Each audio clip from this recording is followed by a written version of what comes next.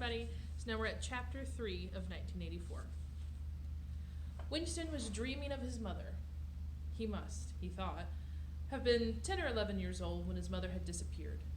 She was a tall, statuesque, rather silent woman with slow movements and magnificent fair hair. His father he remembered more vaguely as dark and thin, dressed always in neat, dark clothes. Winston remembered especially the very thin soles of his father's shoes, and wearing spectacles. The two of them must evidently have been swallowed up in one of the first great purges of the 50s. At that moment, his mother was sitting in some place deep down beneath him, with his young sister in her arms. He did not remember his sister at all, except as a tiny, feeble baby, always silent with large, watchful eyes. Most of them were looking up at him. They were down in some subterranean place, the bottom of a well, for instance, or a very deep grave. But it was a place which already far below him was itself moving downwards. They were in the saloon of a sinking ship, looking up at him through the darkening water. There was still air in the saloon. They could still see him and he them, but all while they were sinking down into the green waters which in another moment must hide them from sight forever. He was out in the light and air, while they were being sucked down to death, and they were down there because he was up here. He knew it, and they knew it, and he could see the knowledge in their faces. There was no reproach either in their faces or in their hearts, only the knowledge that they must die in order that he might remain alive, and that this was part of the unavoidable order of things. He could not remember what had happened, but he knew in his dream that in some way the lives of his mother and his sister had been sacrificed to his own. It was one of those dreams which, while retaining the characteristic dream scenery, are a continuation of one's intellectual life, and in which one becomes aware of facts and ideas which still seem new and valuable after one is awake. The thing that now suddenly struck Winston was that his mother's death, nearly 30 years ago, had been tragic and sorrowful in a way that was no longer possible. Tragedy, he perceived, belonged to the ancient time, to a time when there were still privacy, love, and friendship, and when the members of a family stood by one another without needing to know the reason. His mother's memory tore at his heart because she had died loving him, when he was too young and selfish to love her in return, and because somehow he did not remember how she had sacrificed herself to a conception of loyalty that was private and unalterable. Such things, he saw, could not happen today. Today there were fear, hatred, and pain, but no dignity of emotion or deep, complex sorrows. All this he seemed to see in the large eyes of his mother and his sister, looking up at him through the green water, hundreds of fathoms down and still sinking. So this could be a really good place in your notes to make a text-to-self connection to decide whether you agree with him. So what he said here is that in the before times, before everything became ruled by the ministries and the government, that family loved each other. But because of fear, because of hatred, because of this new regime, families have basically fallen apart. You're no longer a family. You're just a link of people who are by chance related to each other, if you're even at that point. So what we're saying here is that fear and hatred and a lack of privacy and a lack of freedom cause us to tear apart our own families, to not have love anymore, and to not have that need to protect each other because we're too focused on this fear and hatred. So if you agree with this could be a really good place to make that text-to-self or text-to-world connection if you can connect it to anything modern, or state why maybe you disagree and think, I don't really think we would go to that extreme. So sort of put your own reflection in here at that point. Suddenly he was standing on short, springy turf, on a summer evening when the slanting rays of the sun gilded the ground. The landscape that he was looking at recurred so often in his dreams that he was never fully certain whether or not he had seen it in the real world. So, and just a pause note here, as you're taking notes on this chapter, remember he is dreaming. And we've said it a couple times, but when he talks about his parents drowning in the ship, that's not fact. That's his dream recreating the memory and loss of his parents. Yes, his parents are gone and they've sacrificed themselves for him in some way, but he's not sure how. He has no finite memories of his past, and we don't know exactly why everything has disappeared within there. So as he continues to describe his dreams, he's analyzing what his dreams mean, but it's still a dream going through. So you're getting more into his mental state than in reality within this point in the chapter. The landscape that he was looking at recurred so often in his dreams that he was never fully certain whether or not he had seen it in the real world. In his waking thoughts, he called it the Golden Country. It was an old rabbit-bitten pasture with a foot track wandering across it and a mole hole here and there. In the ragged hedge on the opposite side of the field, the boughs of the elm trees were swaying very faintly in the breeze, their leaves just stirring in dense masses like women's hair. Somewhere near at hand, though out of sight, there was a clear, slow-moving stream where dace were swimming in the pools under the willow trees. The girl with dark hair was coming toward him across the field.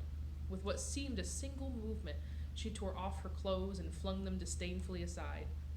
Her body was white and smooth, but it aroused no desire in him. Indeed, he barely looked at it. What overwhelmed him in that instant was admiration for the gesture with which she had thrown her clothes aside. With its grace and carelessness, it seemed to annihilate a whole culture, a whole system of thought, as though Big Brother and the party and the thought police could all be swept into nothingness by a single splendid movement of the arm. That too was a gesture belonging to the ancient time. Winston woke up with the word Shakespeare on his lips. The telescreen was giving forth an ear-splitting whistle which continued on the same note for 30 seconds. It was not 7:15, getting up time for office workers. Winston wrenched out of his bed, naked, for a member of the outer party received only 3,000 clothing coupons annually, and a suit of pajamas was 600, and seized a dingy singlet and a pair of shorts that were lying across a chair. The physical jerks would begin in 3 minutes. The next moment he was doubled up by a violent coughing fit, which nearly always attacked him soon after waking up. It emptied his lungs so completely that he could only begin breathing again by lying on his back and taking a series of deep gasps. His veins had swelled with the effort of the cough, and the varicose ulcer had started itching. 30 to 40 group, yapping a piercing female voice. 30 to 40 group, take your places, please, 30s to 40s. Winston sprang to attention in front of the telescreen, upon which the image of a youngish woman, scrawny but muscular, dressed in a tunic and gym shoes, had already appeared. Arms bending and stretching, she rapped out. Take your time by me. 1, 2, 3, 4. 1, 2, 3, 4. Come on, comrades, put a little bit of life into it. 1, 2, 3, 4. 1, 2, 3, 4. So pausing right here just to give you an image. I forget the name of them. Those new exercise bikes where you have the TV screen attached to it, and you can watch the workout videos along with it, and they give you those words of encouragement while you're working out. Think of this workout like that, but the person giving you the workout can watch you during the workout as well, and they can talk to you individually and tell you what you need to do. And what we also note here too, the government is requiring they do this morning workout. So he's woken up at 7:15 because he has to, he works in the office, and now he has to do this workout because the government has required it. So think about what that might say about the government, what they care about. There's a lot of things they've required, but working out is one of those things they require as well. And picture too how you would react to working out, knowing that not only are you watching the screen to figure out how to work out, but now somebody's also watching you doing the same thing and assessing you and evaluating you on what you're doing. The pain of the coughing fit had not quite driven out of Winston's mind the impression made by his dream, and the rhythmic movements of the exercise restored it somewhat, as he mechanically shot his arms back and forth, wearing on his face the look of grim enjoyment which was considered proper during the physical jerks.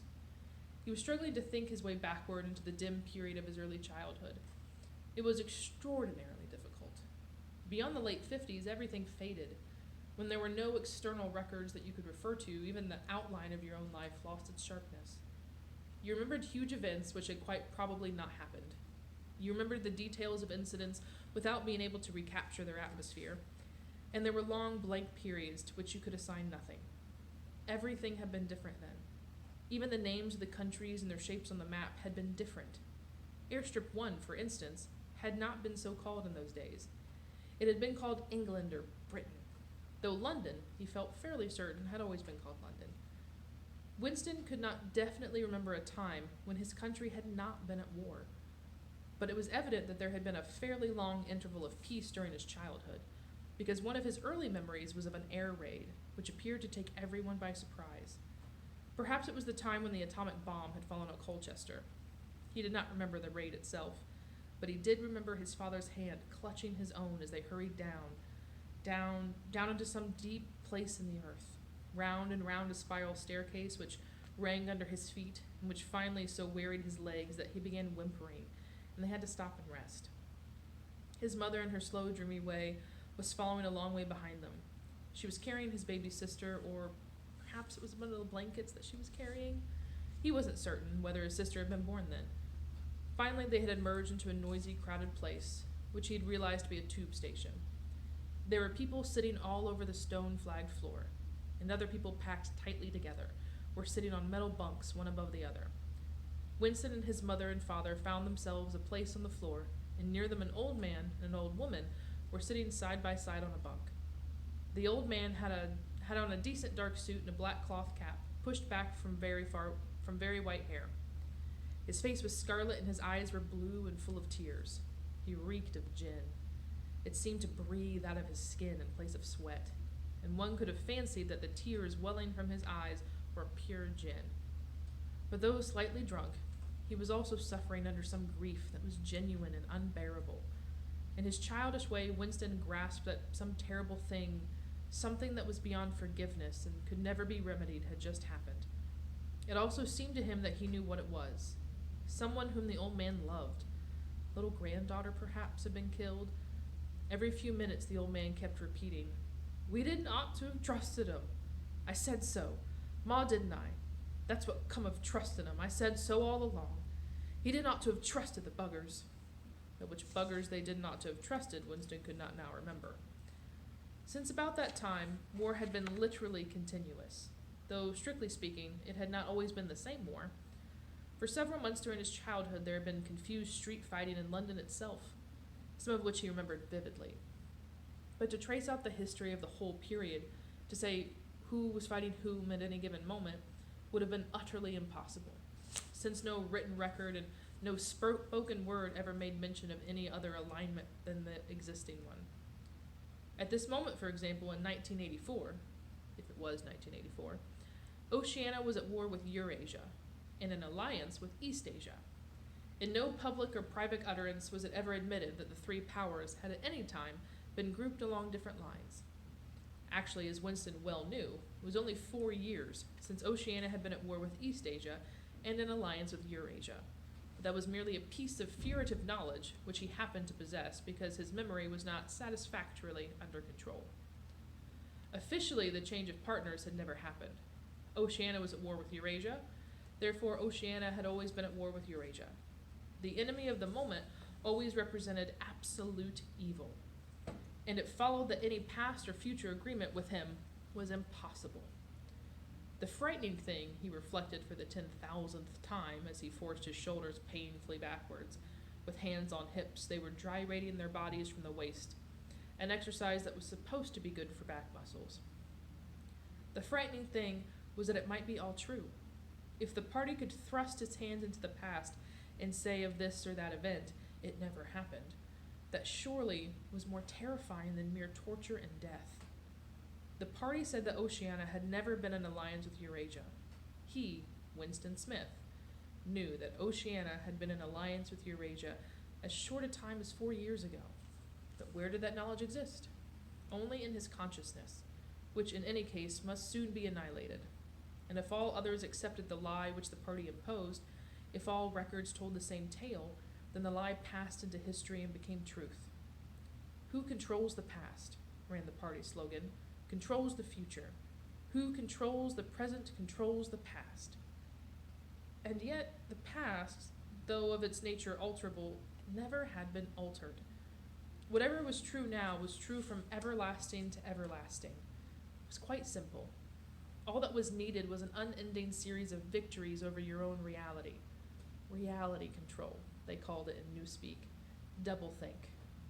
"Stand easy," barked the instructress a little more genially. Winston sank his arms to his side and slowly refilled his lungs with air. His mind slid away into the labyrinthine world of doublethink.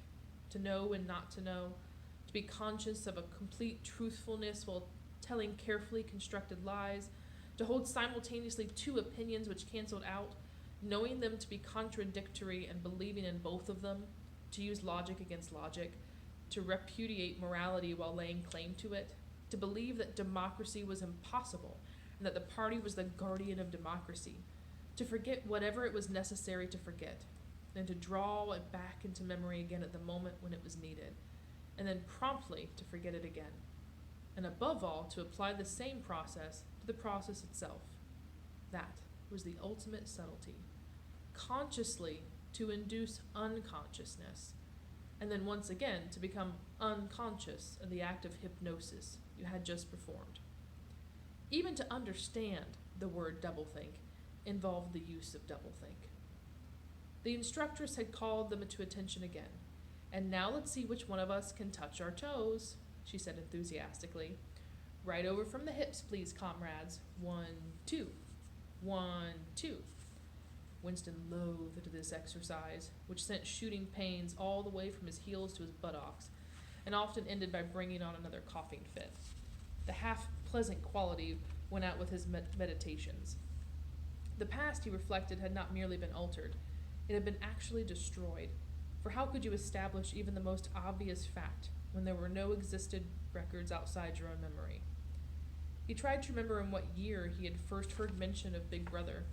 He thought it must have been at some time in the 60s, but it was impossible to be certain. In the party histories, of course, Big Brother were figured as the leader and guardian of the revolution since its very earliest days.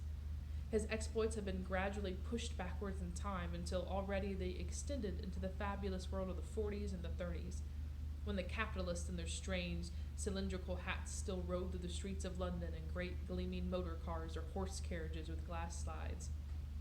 There was no knowing how much of this legend was true and how much invented.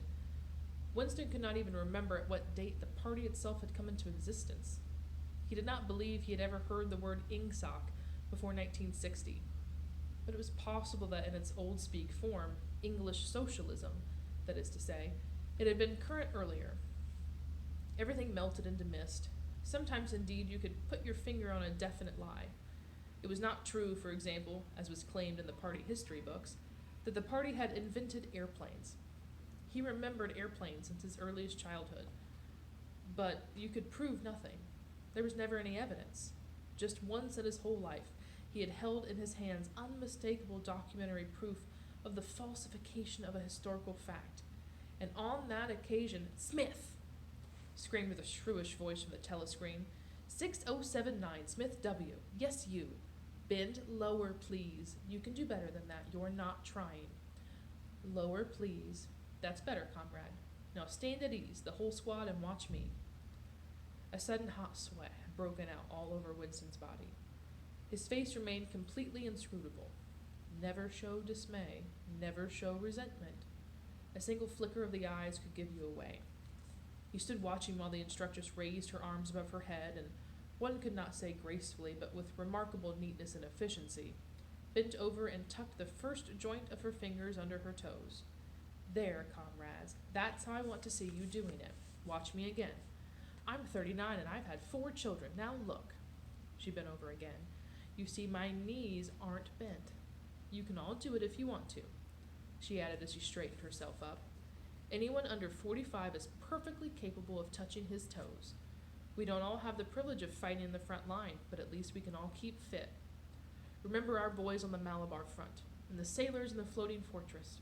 Just think what they have to put up with. Now try again.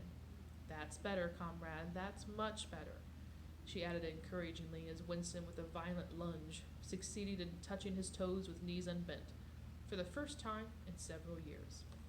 Okay, so you want to take the time, go through your journal entry questions, make sure you have your summary of each of the chapters, you have your setting description, and you've answered all those questions, and you've made your reflection within there, okay? Let me know if you have any questions, and have a great day.